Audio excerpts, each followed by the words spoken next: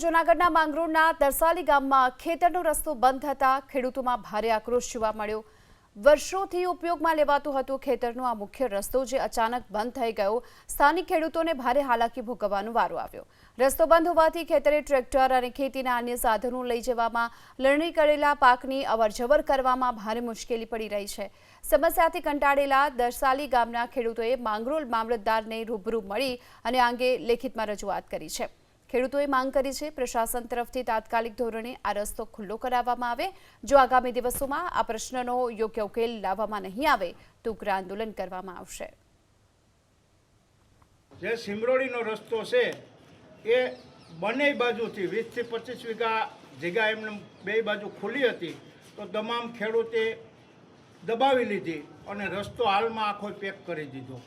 તો અટાણે હાલવાની પરિસ્થિતિ છે નહીં દરેક, અને રસ્તો અમારો બંધ છે। રાજમાર્ગ છે, એક હાકરવા કેળો છે અને ખેડૂતને અમુક અવરહવર કહેવા જાય કે ભાઈ આ તમે ખોટું કરો ને આમ કરો તો હમા પ્રશ્ન કરે, હમા ડાયરું કાઢે, મારવા ધોળે, બૈરાઓને આગળ મોકલે। આવી પરિસ્થિતિ દરસાલીની સિમરોડીના કેળાની છે। તો એને માટે આજે તમામ ઓછામાં ઓછા 100 કે 150 ખેડૂતનું રહેઠાણ ત્યાં રહેવા માટે આવે છે।